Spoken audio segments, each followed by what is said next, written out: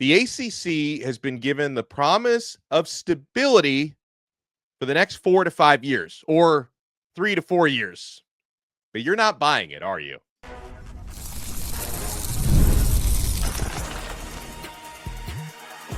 You are Locked On ACC, your daily podcast on the Atlantic Coast Conference. Part of the Locked On Podcast Network, your team every day.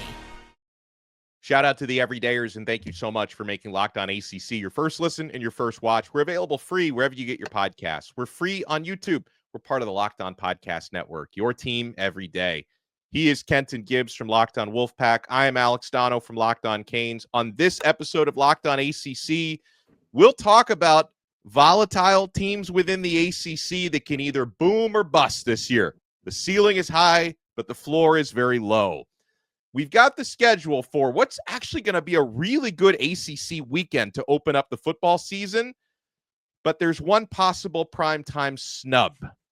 But let's start with this, Kenton. Coming out of the ACC spring meetings, which I agree were really boring this year. You know, last year you had all the awkwardness and all the anger around the lawsuits. The lawsuits have been settled with Florida State and Clemson, so it was a lot more business as usual this time around.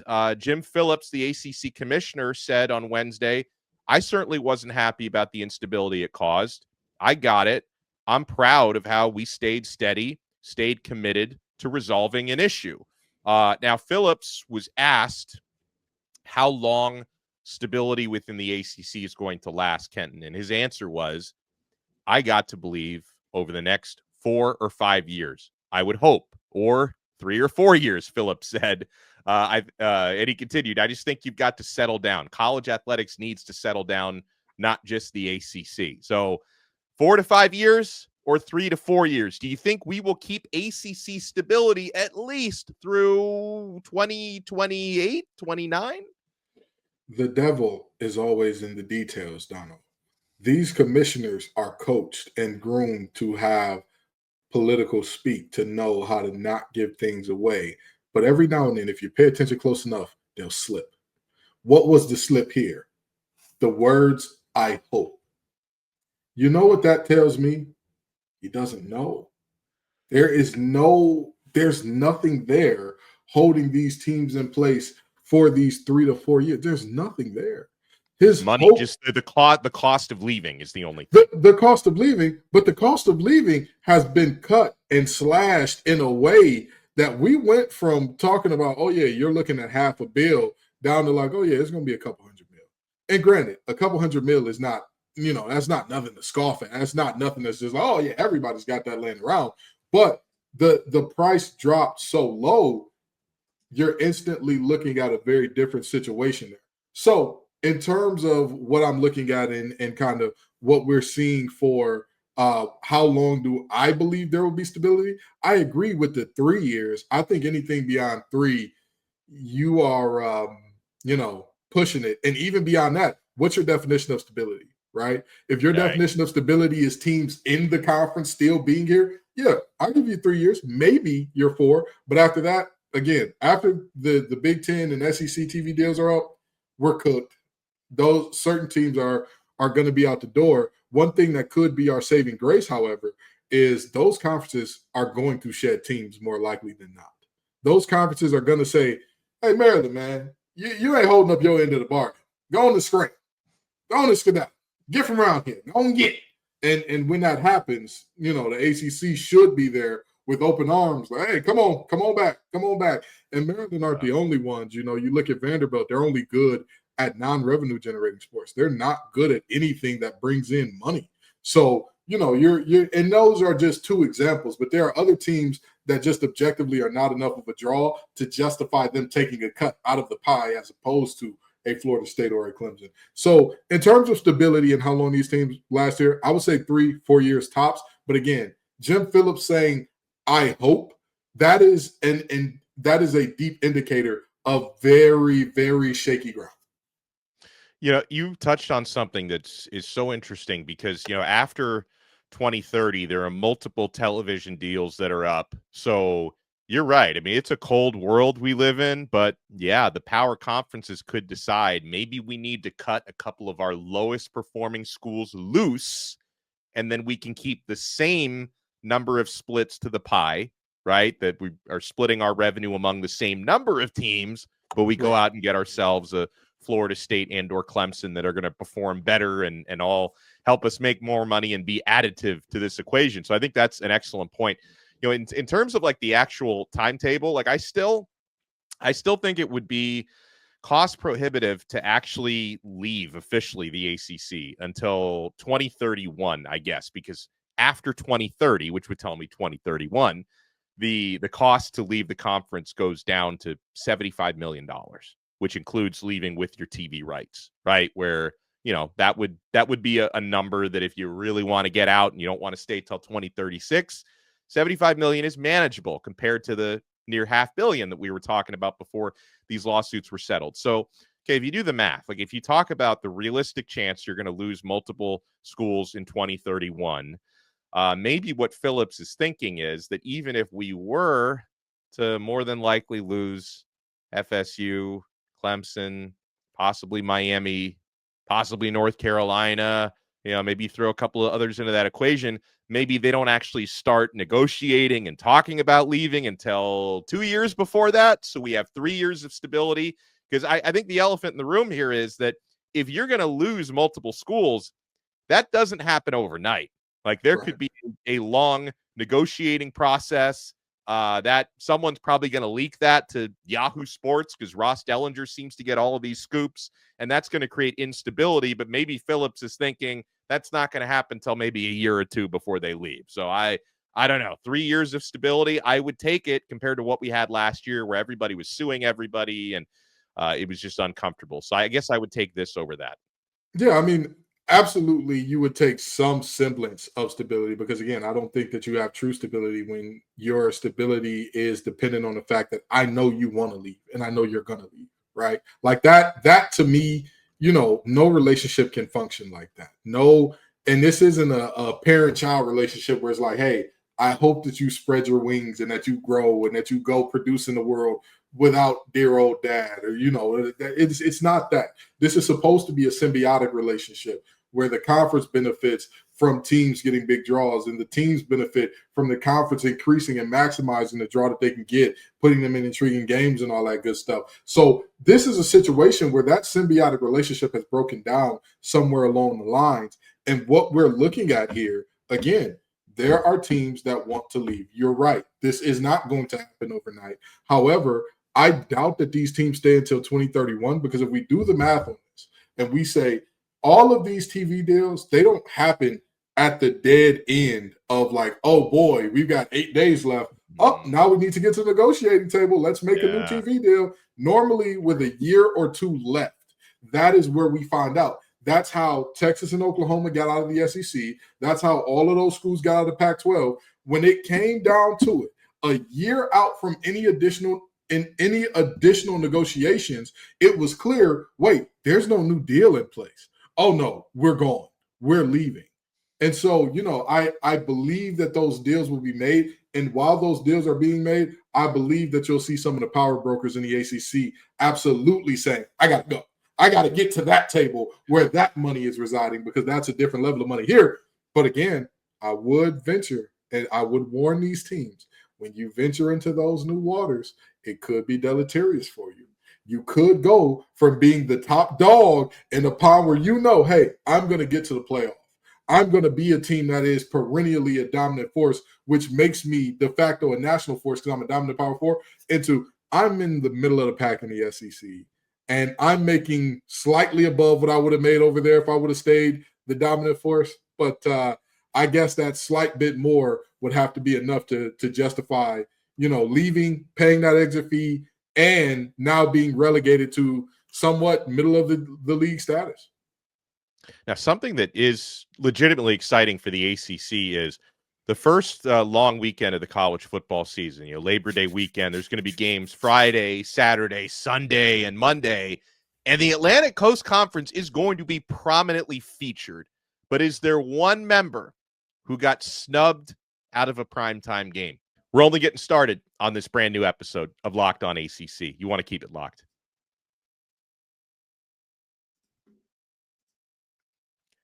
The days are getting longer, the weather's warming up, and people are spending more time outside, which means it's the perfect time to refresh your outdoor space. Whether you're working with a big backyard or a small balcony, Wayfair has everything you need to make it feel more like you. Wayfair's massive selection of outdoor essentials makes it easy to transform any space into your ideal summer setup. From comfy conversation sets to sleek dining tables and outdoor decor, they've got it all, and at prices that fit your budget. Grab a new patio dining set with some string lights from Wayfair to help extend your outdoor space. I love the mix of styles that they offer. Wayfair makes it super easy to find pieces that match your vibe without spending a fortune. Whether you're entertaining guests or just relaxing solo, shop Wayfair to help you unwind. Shop a huge selection of outdoor furniture online. This summer, get outside with Wayfair. Head to wayfair.com right now. That's WAYFAIR.com. Wayfair. Every style, every home. Thank you for making Locked On ACC your first listen today. For your next listen, check out our other shows. Kenton, Gibbs, and Grayson Boone do an awesome job covering all things North Carolina State Wolfpack on Locked On Wolfpack. I host Locked On Canes, covering all things Miami. Miami among those teams that have primetime games, big games to open the season. All right, so Kenton, we will open things up for the Atlantic Coast Conference on Friday, August 29th. I love me some Friday night college football. I love it. We're going to get Georgia Tech at Colorado at 8 p.m. Now, I got to tell you, I was reading an article today in the Atlanta Journal-Constitution about how Georgia Tech is looking to schedule very aggressively because they want to win in the Success Initiative, in the brand initiative, right? They want to get more TV ratings. Now, they always get a good rating spot when they face Georgia annually, which was great. And last year, 8 overtimes. That was maybe the highest rated college football regular season game of the entire year last year. And opening up your season against Coach Prime, that's a really good way to get some ratings to start the year. Absolutely. Georgia Tech is doing their thing. This is what we are supposed to be doing in terms of if you believe that your team is heading in that direction, if you believe your team is going in that way, that you're building towards something special, go schedule something special. A lot of people make fun of Coach Doran for how they got beat up on by Tennessee last year to start the season off. But I'll be damned if they did not say, we're going to take our shot. We're going to take our swing. And if we miss and trip and fall all over ourselves in front of national TV, we'll do that. But at least we'll go down swinging, which is what happened there. And, obviously I'm looking at this situation and I'm saying, hey, Coach Key, you taking your swing, brother. Let's see. And Colorado is obviously much less formidable than a playoff team. And they've lost their Heisman winner, their starting quarterback over the last couple of years, and the wide receiving core that I believe had the most players drafted of any wide receiver core in America. So, I mean, it's a much more manageable game and a game that brings you a ton of hype as well. That, my friends, is what we like to call a win-win. I think Georgia Tech is going to beat Colorado. Travis Hunter's not walking through that tunnel. Shador's not running through that tunnel. So I'm looking forward to that for the ACC. You got a trio of big games on Saturday.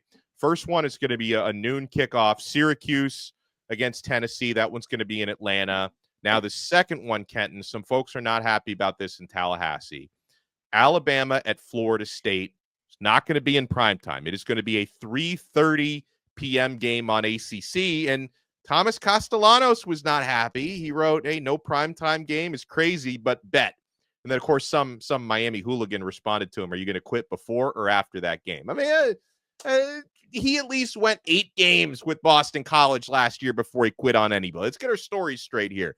Now, the thing is, Kenton, when I first saw it, Alabama, Florida State, not in primetime. But then I saw who is in primetime that night. And who would that be, Donno? What 2 teams get a primetime? You got in primetime, LSU at Clemson. 7:30 p.m. That's I mean, is that not a slightly bigger game than Alabama at Florida State? 2-10 last year, Florida State. Donno, let me ask you a question, okay? LSU's quarterback, is he in the top 10 of Heisman odds? He is, I believe, number 1 or number 2. It's either him or Arch Manning, depending on where you look. Garrett Nussmeier is expected to have a massive season. Yeah. Cade Klubnik, is he in the top 10 of Heisman odds? Definitely top 5, probably. And, Let me ask you this. Who's Alabama's starting quarterback? I don't know. Did Jalen Milroe petition for an extra year of eligibility and forego his first year in the NFL? And who we know who the starting quarterback of Florida State is, and he's not happy he's not in prime time. Okay, so what you just told me is you have a matchup of two guys who are in the top of the Heisman running right now, meaning they're going to draw more eyeballs. We're not even talking about the full teams. We're just talking about the quarterback position, which Mr. Castellanos plays, which, by the way, I love me some Thomas Castellanos. I don't want anybody to mistake this as me saying, oh, he's a terrible quarterback. You go back and watch any episode where me and Jackson Hayes are going at it about the young man, and I've always been a big believer in Castellanos. But at some point in time, we have to be real with ourselves, number one. And number two, control what the hell you can control. It does not matter. You cannot control when they play, when you play, who decides who's primetime and who's not. You know what you can control? What you do when you get there. You know what? Which one would you prefer, Donno? To play 3:30 national stage and win a game, play primetime national stage and lose a game? I'd rather be on the national stage and lose. Are you kidding me? Now, of course, I agree with you. I'd rather win the game. I don't care if they played the game at 4 a.m. I'd rather play if I'm going to win that game. And you know Donno going to be up at 4 a.m. with his Marlboro short end because he's a gambling degenerate. So he's got to be up for the games he's got action on. So I'm looking at this and I'm saying, Thomas, focus on what you can focus on, man. Don't worry about when the game is being played or where the game is being played. Just worry about how you're going to play the game when it's played. That's what you need to worry about. All these transfers y'all got coming in, all this stuff that y'all got going on that's brand new offensive coordinator. You're a brand new quarterback. Basically, everybody is new except Norvell and that defensive line coach that's been there since before Donno was born, basically. Like, you got too much other stuff to worry about to sit here. Man, no prime time, brother. No prime time, no conference wins last year, except for Cal.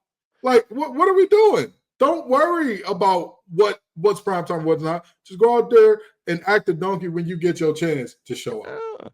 Listen, even regardless of who the quarterbacks are in those two games, like still, and we'll see if Florida State can prove everybody wrong, but we know which of those two is expected to be the better game because I'm looking at, again, Vegas is not always right, but our good friends at FanDuel, I'm looking at the odds. Alabama is favored by 11.5 points on the road against Florida State, so they don't expect the game to be close, double-digit odds, whereas Clemson, 2.5-point favorites at home against LSU, which I can genuinely go into that game. I'll probably lean to Clemson, but I can genuinely go into that game thinking anything can happen. Either team can win. I don't necessarily feel that way about Bama at FSU. Like I said, I got 100% prediction for that game. I know it's not going to go wrong. The Tigers will win that football game. The Tigers will win. Way to go out on a limb. Hey, you know me for hot takes. That's my overreaction for Clemson. Well, the Tigers will win game one. And don't they both play in stadiums called Death Valley? You're correct. The Tigers will prevail in Death Valley game one. There you go. There you go. Yeah. You know what I mean? Hey, we're known for our hot overreactions here at Locked On ACC.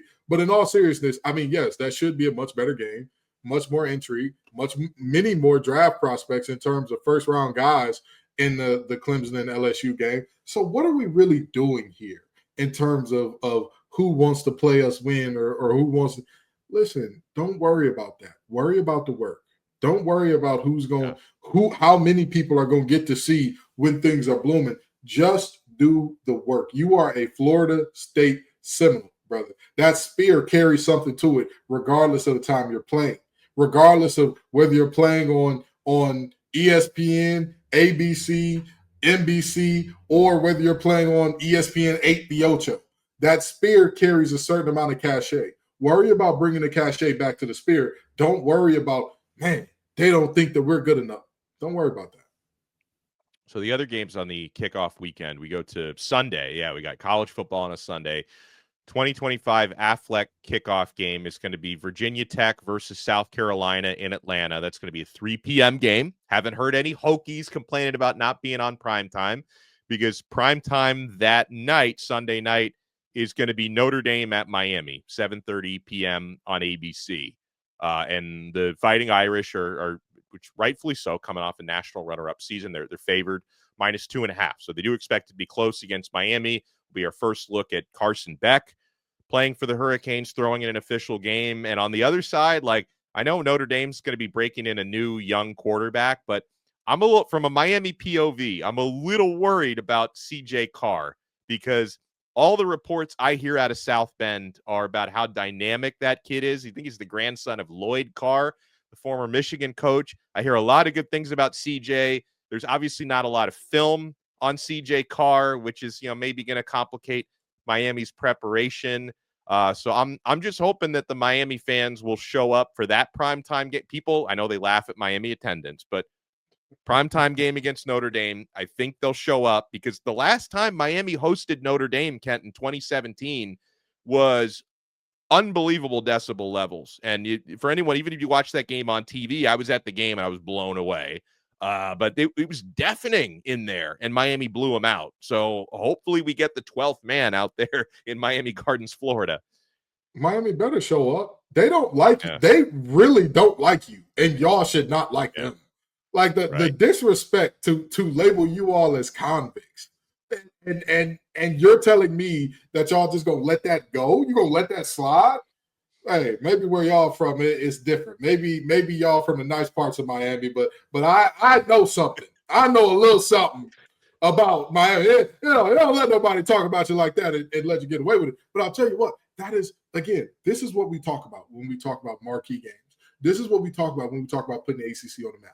Even though Notre Dame is a partial half foot in, half foot out, sometimes they're with us, sometimes they're not type of deal. Miami, you're fully here, baby. And I'm going to be rooting for the Canes in that one because, number one, I don't like Saline High School, which CJ Carr graduated from. Don't care for those guys. He's from Michigan. But even beyond that, this is a moment where Miami can prove a lot of people wrong. Hell, I'll say y'all quarterback, Carson Beck, can prove me wrong.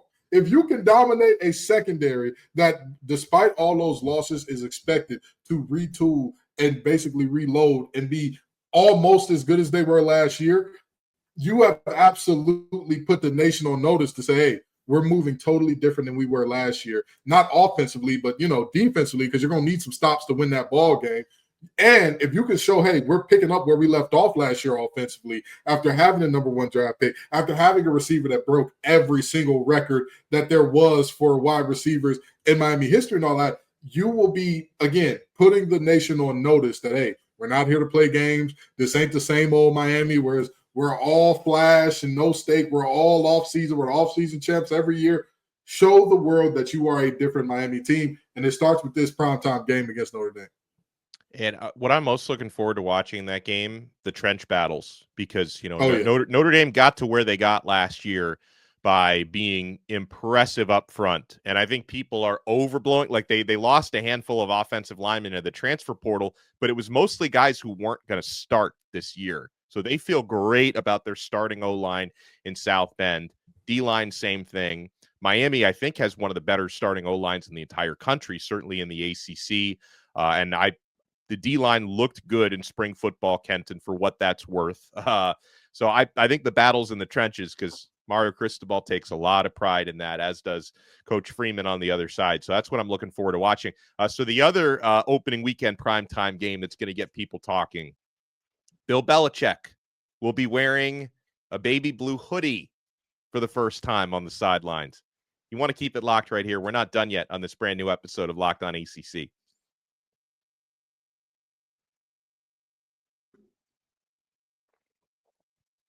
Thank you for making us your first listen. For your next listen, make sure you check out The Portal, podcast hosted by our very good friend Brian Smith, who talks transfer portal, and there are still unsigned players out there in the portal. He talks recruiting. I leaned heavily on Brian this week because Miami had a really good recruiting week. We talked about Jackson Cantwell in yesterday's episode of Locked On ACC, and Brian also talks NIL, which has been, the driving force in a lot of college football conversations for the last couple of years. So make sure you check out The Portal, available free wherever you get your podcasts and available free on YouTube. So another game I'm excited for, Kenton, and we get some Monday night college football, before the NFL season starts.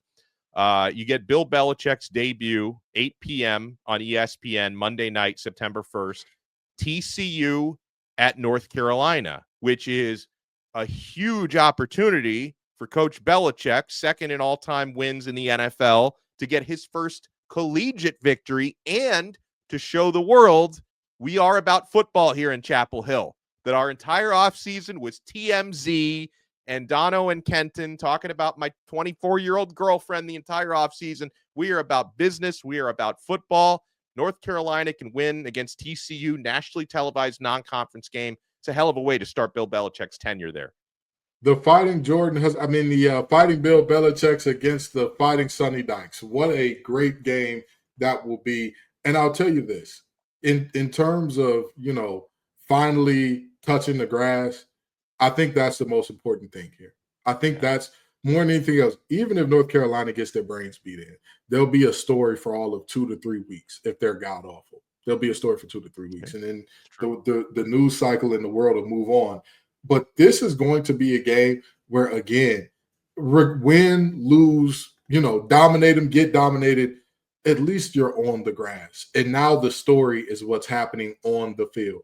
That to me is the ultimate win for North Carolina, because this has been as tumultuous of a first offseason as I have ever seen in my recent memory of a new coach in the ACC. I don't remember one single coach coming into a situation that, with all due respect, North Carolina is not a bad situation.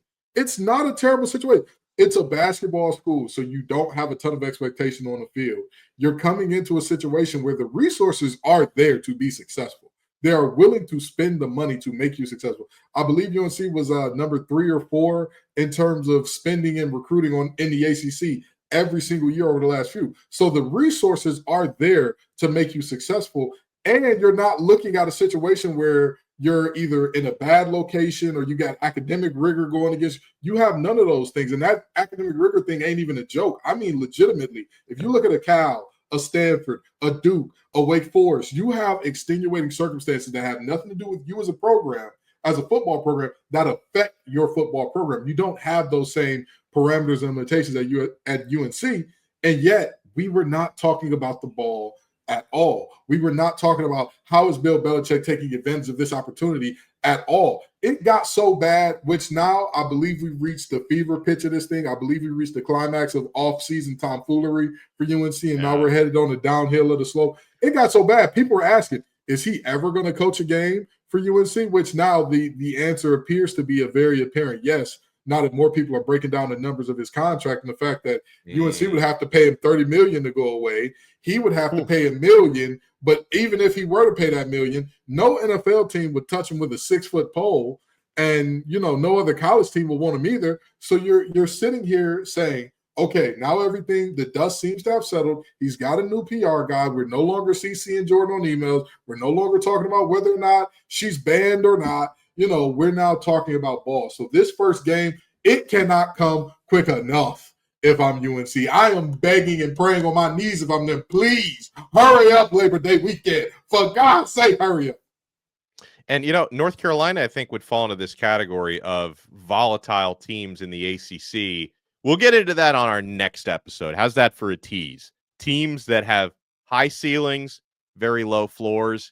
Anything could happen. We'll get to that on our next episode. He is Kenton Gibbs from Locked On Wolfpack. Make sure you follow him at TGIF_Kenton. I'm Alex Donno from Locked On Canes. You can follow me at Alex Donno or at Locked On Canes or anywhere. And we'll talk to you guys again next time on another episode of Locked On ACC right here on the Locked On Podcast Network. Your team every day.